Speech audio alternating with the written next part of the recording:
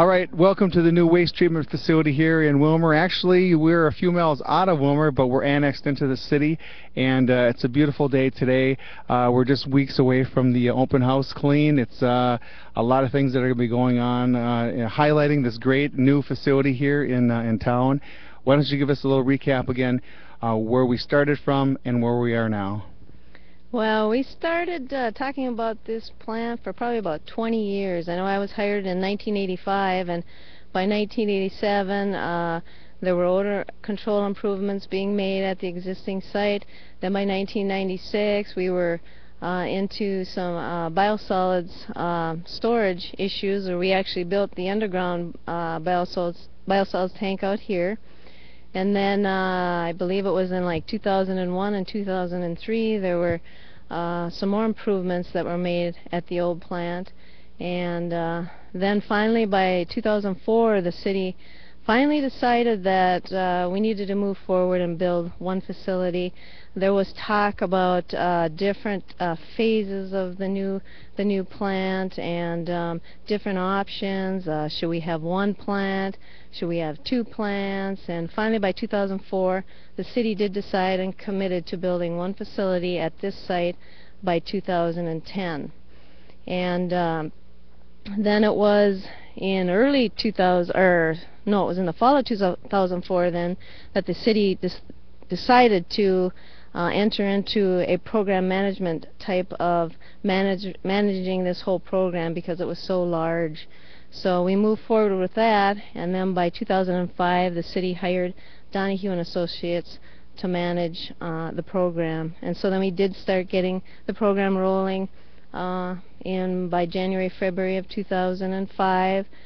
They had written a wastewater program guidance document that basically, I call it the recipe book. It was basically the guide that would show us how to start the new facility and finish it. It was basically broken up into 3 phases. That would be planning, the second phase would be design, and the third phase would then be construction and startup. So right now we are done with construction, and now we are in the startup phase, and we're looking at possibly severing flow to the old plant then September 29th. That's our target date for that. So that's when we would initiate operation out here at the new facility. Okay, and a couple questions that we hear in the community. One of them is cost. How was this treatment plant paid for? The plant was paid for by some federal funds. Also some grants were issued, but for the most part it is being paid for through your sewer bills that you receive every month. So. And it wasn't inexpensive, was it? It was, well, the dollar amount that we have shared with everybody was at $86.2 million. I believe, we aren't at that. We are under that, but so we've kept the program, under budget, and on schedule. So things are looking real nice out here. Our staff is real excited. We've been working on this for 5-6 years, and we're finally, we see that light at the end of the tunnel. And although we do have a lot of tweaking and troubleshooting that will, occur here within the next year, but that still is excited. Our staff is excited to learn, and although we do have another probably a year of dealing with, decommissioning the old facility, that will start probably here sometime, the 1st of October. So you'll start seeing some activity there. And it's a good transition, because the other question that people are asking is what happens to the old treatment plant now? Is it like the oil well in the Gulf? Is it capped, or what happens when you're finished with that facility? Well, there'll be no pump station there. There'll be no treatment of the wastewater there. Well, basically, we're going to keep the administration building there. It's going to be our heavy maintenance shop. At the new site here, we just have an area for light maintenance to take place. So if there's any heavy maintenance, that'll be done back at the old site. It'll also be our collection system hub. So whenever we have issues with our lift stations, I don't know if you know that we have 25 lift stations throughout the city of Wilmer and out at Eagle Lake. And so that's where we will report to if we're ever, called in at night, or we'll have a lift station mechanic then that will, pretty much work from that location, and So that's what's happening there. All right, and why we're here today is to give you a brief little tour. If you're an individual that doesn't get a chance to get out or is not going to be able to make the open house, we are going to show you some of the things. We are right next door to the administration building, so that's where we're going to start. Right now we're looking at the administration building at the new wastewater treatment facility. Inside the building there are various offices for employees. We also have a operator work area which has about 3 computers at a station, and our operators then are able to look and make changes to equipment and some of the process buildings. We also have the plant laboratory inside. This is where all of our samples that are collected throughout the various locations on site will then be brought back to the lab, and analysis will then be run. We also have just your locker rooms for our personnel and a break room. And it's a pretty nice facility. Then you can see the open garage doors, basically for storage of vehicles and maybe some light equipment such as a lawnmower and an ATV. Right now we're in the administration building. We are in the main entry of the building. This will be our main control center for our staff. As you can see, there are various monitors situated at various workstations here. They are called HMI screens, or it's actually our SCADA system, which we're able to make some process changes from these areas, from these computer screens. We also have a screen that is, we have cameras that are placed at various locations throughout the site, and the cameras then will be viewed on a monitor back here at this area. Right now we're inside the lab at the new wastewater treatment facility. This is a certified lab. It is certified by the Minnesota Department of Health.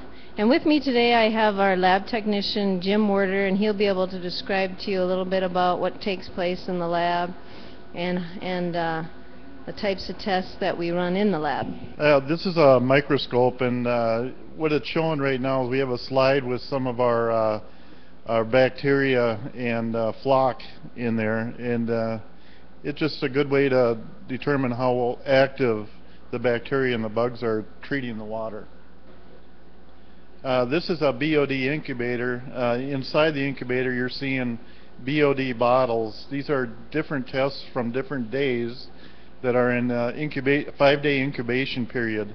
And what we're doing is we're measuring the strength of the water. We measure the oxygen level in the first day, and after 5 days we measure the oxygen level after 5 days. And the difference in the oxygen level determines the strength of the water. Yeah, back over in the back far corner of the lab we have we're aerating a beaker of water and seed. What we're doing is we're growing some bugs, and with those bugs we put a measure amount in each BOD bottle to kind of spike the sample to make sure we got bacteria in the BOD bottle so we can get some oxygen depletion. This area of the lab here is our solids testing. We call it our total suspended solids. We're looking at our oven where we're drying our solids, and as you go pan over, you can see we have 2 balances, and they measure down to 4 decimal places, and we're measuring the solids wet and then dry, and it gives us a total suspended solids reading. This room here is something new for us. We never had this in our old lab. We call this our sample collection room. All the samples that we collect out and about in the plant end up in this room, and they're assigned an identification number and gone through a chain of custody. Those 3 big glass containers you see there is a settling test that we do on our oxygen ditches, and it's a 30-minute test, and you just pour the water in there and watch the solids settle. And once the ditches are fully operational, they're hoping to see a reading of 300 to 400. And right now they're running at about a 200. So we're getting close to full operation here. Right now we're looking at three big, well, they look like harvestors, and they're actually above ground biosolids storage tanks. These tanks will store thickened waste activated sludge. The sludge will be thickened to about 5%, and then they will be transferred over to these storage tanks until they're able to be land applied. Each one of these blue tanks holds approximately 1.5 million gallons of biosolids. Right now we're looking at the staircase to the above ground biosolids storage tank. We will be, the next place we'll be is at the top of these steps. Right now we are standing at the very top of the staircase to the biosolids storage tank. You can see the tank is empty. This is where we're going to store the thickened waste activated sludge. And at the very center of the tank you can see a sump pit, and that is where the biosolids will then be pulled out of the tank. And then, as you can see, there's about 6 nozzles down there, and those nozzles are placed strategically so that the biosolids will be mixed. So actually the biosolids will be pretty much just circulated in the tanks. There's a pump adjacent to this tank here, and that pump will then just pretty much, its basic purpose then is to recirculate the contents of the biosolids in this tank. This tank holds about 1.5 million gallons of biosolids. Right now we're looking at the waste receiving station, and this station was designed and built to accommodate flows other than your typical sanitary waste. Waste that would be able to be discharged here would be, say, RVs. You know, when they want to dump their RVs, that waste would come out here. We've looked at septage haulers could come out here and dump their waste. We've also looked at the Candiota County landfill leachate. That's another waste that could possibly be discharged here. And you know, if people are interested in dumping waste here, they would have to go contact the city and fill out an application to dump here. RV dumps are exempt from having to fill out any type of application, but if it's any other waste such as septage or landfill leachate, they would have to go through paperwork in order to accommodate or be able to dump here. Right now we're looking at our existing biosolids loadout building. You can see some red hoists or cranes over there. They are sitting on top of an underground biosolids concrete storage tank, and so that was built back in 1996. That building, like I said, has been there since 1996. That tank holds about 1.9 million gallons of biosolids. So what happens in this building basically is that we have our semi-tanker pulls in that building with the white overhead door. That'll pull in there, and then we'll pump biosolids from that tank and load the semi. The semi then will leave and then go out and find the field that it needs to transfer then that liquid into a honey wagon, and then that will then dig the biosolids into the land. Right now we're looking at the biosolids thickening building. In this building there sits 2 GBTs, which stands for gravity belt thickeners. What happens in this building is that's where the biosolids that come from our secondary clarifiers, when it leaves a secondary clarifier, those solids either are returned back to the head of the plant or they come to this building to be thickened. Polymer will be added so that it will coagulate or help to thicken the biosolids faster.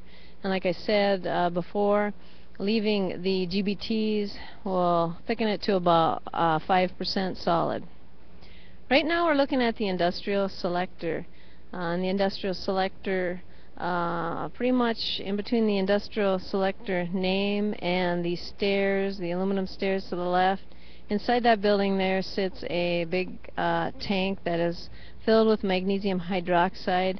This chemical is added to the industrial selector waste that is up by that fella up there in the orange shirt.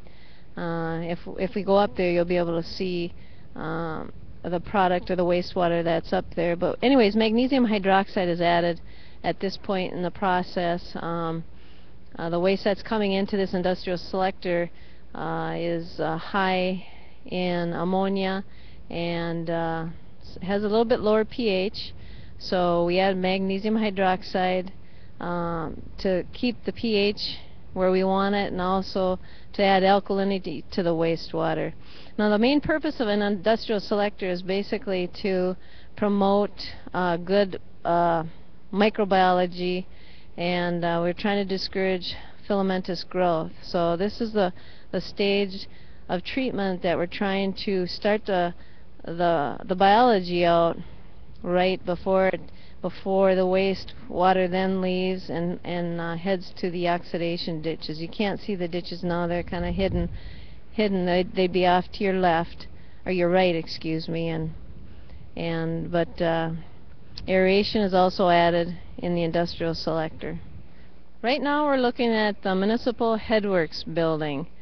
The Municipal Headworks building takes flow from the city and is transported out to the wastewater treatment plant through the collection system via gravity. So it's coming in. If you see those 3 covers there, underneath them are screw pumps, and those screw pumps are pumping wastewater then from about 42 feet in the ground. So what they do is they actually lift the wastewater up to about ground level, and then there'll be another setup or stage of pumping that occurs inside the building, and then it will lift it up again then about 30 some more feet, and then that'll be the last time that the wastewater will be pumped through the system. It'll flow by gravity the rest of the way through the system. So the screw pumps are, big pieces of, they're big pumps. They look like augers, so they actually, they're about 75 feet long. They pump about 5,000 gallons a minute apiece. So they're very large and very interesting to see. If we can, I don't know if we can get a peek at them later, but they're pretty well enclosed right now. Right now we are outside the Municipal Headworks building. We are looking down at the covered Archimedes screw pumps. If you remember, the screw pumps are the pumps that lift the wastewater from about 43 feet, and they'll lift it up to about where we're standing right now, but it'll be inside the building, and the wastewater will then drop into a wet well. And if you do remember, the screw pumps look like an auger, and they're 75 feet long, and they're about 88 inches in diameter, and they're capable of pumping 5,500 gallons a minute. And you can see the steps that our staff will have to be climbing up and down. I've been told there's about 62 steps, so our staff will get quite a workout as they're going up and down to check on these pumps. Right now we're inside the Municipal Headworks building, and we're looking at the part of the screw pump that is inside the building. So the screw pump, remember, lifts the wastewater up into the building here at about ground level, and it's lifting it about 43 feet, then it's going to be dropping it down into a wet well here, and the flow then will be conveyed or flow through these fine screens. They're called fine step screens. You can see the debris that is being removed from the wastewater. I don't know if we're getting a pretty good shot of all the material that's on the screen, and that stuff will be removed. And if you can see, there's a washer compactor that debris will then fall into, and then it actually gets taken to the landfill. But now on the way far end of the building here, you can see some pipes that say RWW, which means that's our second stage pumping. So we need to actually lift the wastewater one more time, and it'll be lifted about another 30-some feet into what we call a whale tail, which is really just another wet well or an area for the wastewater to collect. And then from there, the wastewater will flow to the municipal selector. Now we're at the outside. We're at the municipal selector. This is where the raw wastewater, the last stage of pumping, pumps it up to the whale tail, like I said. You can see the wastewater in the background there, and then what happens here is return activated sludge also comes to this area, and it kind of meanders around. There's 3 basins here with mixers, and the purpose of the selector basically is to start the process out with good healthy population of microorganisms. Right now we're looking at the industrial oxidation ditches. These oxidation ditches hold about 1.5 million gallons of wastewater per tank, so for a total, there's 2 tanks there, so for a total of 3 million gallons. These tanks, the basic purpose is to, this is where a lot of the pollutants are removed throughout the treatment of the wastewater. Right now, off to the right of the industrial oxidation ditches are 2 municipal oxidation ditches. But once we get up top, you'll be able to see how the we call it mixed liquor suspended solids, what that looks like, and how the, I don't know if you can see the blue aerators up there, how they're mixing the wastewater, and they're actually, their purpose basically is to mix the contents in the tank and to just drive air into the wastewater. Right now we're on top of the industrial oxidation ditches, and with me today I have Ken Sedmak, an operations specialist with Donahue and Associates, and he's going to explain to us what we're seeing here. Okay, Colleen and folks, what you're seeing is a ditch full of microorganisms. That's why it's so brown. They're mostly all soil organisms, and they're being mixed and aerated because they breathe, use oxygen, and by doing that they then consume the waste that we are adding to the basin. Eventually these material here, the solids go over the weir on the far right side, and then they go to a clarifier, which is really behind the ditches here, those domed units that you may be able to see. So from there the solids settle out, and then they're returned back to these tanks for more food and more oxygen. So that's the main treatment, biological treatment step we have here in this industrial ditch. Ken, what are those big pieces of equipment down there at the end of the far end of the tank here? Okay, the big blue piece of machinery you see is a motor with a drive, and below it is a blade aerator. It agitates the surface and moves the material around and adds the oxygen to the system. We call it the aerator. And then, Ken, what else happens as far as, I believe we add a chemical as this wastewater leaves the ditches. What is that chemical and what is its purpose? That's correct, Colleen. We add ferric chloride, again, as it leaves these ditches. We add ferric chloride to remove phosphorus. The ferric chloride reacts with the unused phosphorus. Some of the phosphorus is used by the microorganisms. The remaining amount is chemically treated, and it precipitates out in the clarifier with the microorganisms, and it's removed from the system with the waste solids. We also do add magnesium hydroxide to the industrial side to adjust the pH. We want it to be a little alkaline, and that helps the bacteria grow in a nice environment. Right now we're looking at the secondary treatment building. This building houses 4 ferric chloride tanks. If you remember, the ferric chloride is added at the effluent of the oxidation ditches, and its purpose is to remove phosphorus from the wastewater.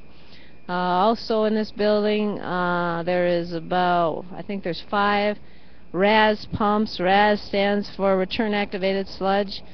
That sludge will be coming off the bottom of the final clarifiers. Those are the secondary clarifiers. Those are the dome structures that have the aluminum domes on them. Right now we're inside our secondary treatment building, and in this building you can see that there are 4 storage tanks. These tanks hold the ferric chloride solution that is used to remove or precipitate out the phosphorus in the wastewater. And so 2 are dedicated for the industrial side and 2 are dedicated for the municipal side. You also see that we have some glass enclosures, 2 of them, and these glass enclosures hold the pumps then that would pump the ferric chloride solution at the tail end or the effluent end of the oxidation ditches. Right now we're looking at at 5 pumps. These pumps are called our return activated sludge pumps. If you remember, all these solids that are coming off the oxidation ditches flow to our final clarifiers or our secondary clarifiers, and those solids then are either collected at the bottom of the tank and they're either returned back to the head of the plant or they're wasted. So the main purpose of these pumps is basically to return solids back to the head of the plant, or they will be wasted and go to our biosolids thickening building. Speaking of those aluminum domes, right now we're looking at our secondary, our final clarifiers. There is a total of 3 of them. There's 1 industrial clarifier, and then there are 2 municipal clarifiers. The purpose of these structures are basically to allow the wastewater, as it has left the oxidation ditches, it comes to these structures and just basically provides a quiet zone for the wastewater. So it allows the activated sludge to settle to the bottom of the tank, and like we've been talking about, that activated sludge from this point will then be returned back to either the municipal or the industrial selectors, or it will be wasted, and by that we'll waste it over to the biosolids thickening building so it can be thickened, and then after it's thickened, then it will go into those big blue storage tanks. Right now we're inside our municipal clarifier, and the main purpose of the clarifier is to provide a quiet zone for the wastewater. And any of the floating solids will float here and be skimmed off, and any solids that sink then will be are pumped with those RAS pumps, and those solids then will go to the head of the plant, or they will be sent to the biosolids thickening building.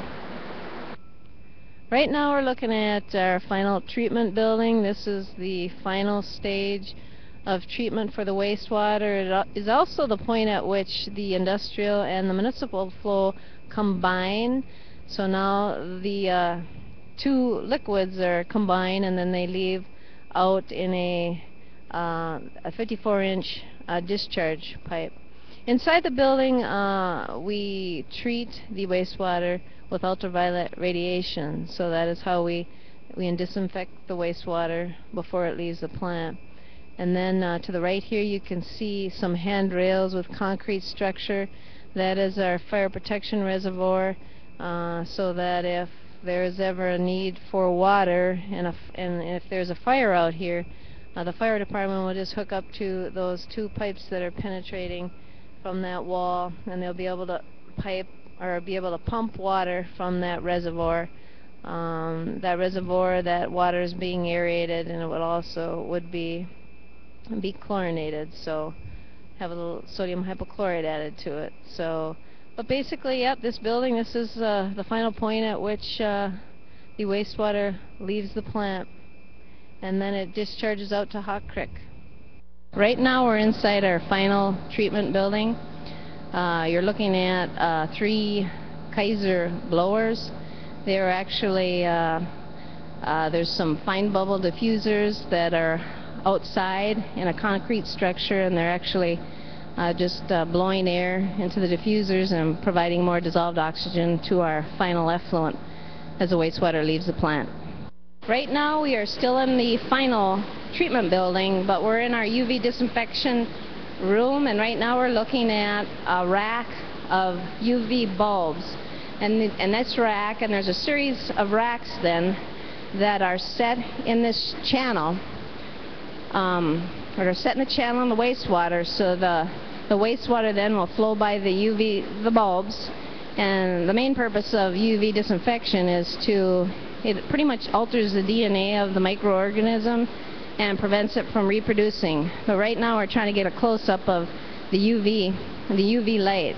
So, and above it you can see some of cables and cords. This is our power distribution center for the UV bulbs. Right now we're outside the final treatment building, and we're standing right above the effluent as it is leaving the facility, and flow is being recorded. Like I said earlier, we were up by the UV disinfection system, and the main purpose of that UV disinfection system is to disinfect the wastewater and help to knock down fecal coliform as it leaves the plant.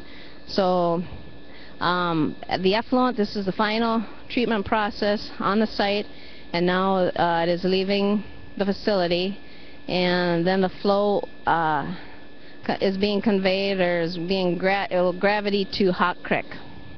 Right now we're looking at our generator electrical building. Inside that building sits two 1,750 kilowatt generators, so that, you know, if we lose city power out here, that our generators will take over and, you know, supply us with the power that we need to run all the equipment out here. That's one of the big worries or scares at a wastewater treatment plant. You know, if you lose power, you can't run any of your equipment, and so then I guess what happens is wastewater pretty much will just back up into the collection line, and at some point, you know, I don't think this would ever happen because we have such a long conveyance line now, but, you know, back up into people's homes. But power is very important to the livelihood of a wastewater treatment plant. Now we're inside the electrical room of the generator building, and each building on site, it has an electrical room, and in the electrical room you'll just see there's all types of gadgets and panels. There's a motor control centers. Right now we're looking at a fire alarm monitoring equipment,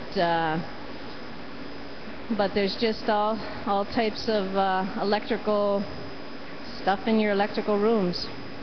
Right now we're inside the generator building, and you're looking at two 1,750 kilowatt generators, and like I said earlier, these will, if there's an interruption of power, these generators will take over and provide the power that we need to continue to run the plant.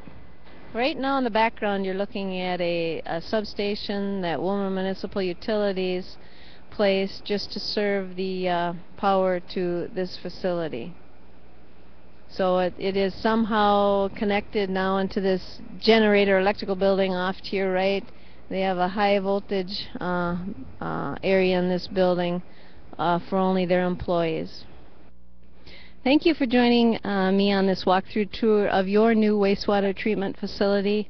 This day has been a long time coming. I know the city's pretty excited about the new facility. We'd like to invite you to the open house, which is going to be Friday, October 22nd from 1 to 5 with a dedication at 1:30, and then following the dedication we will have walking tours. So I hope to see you then.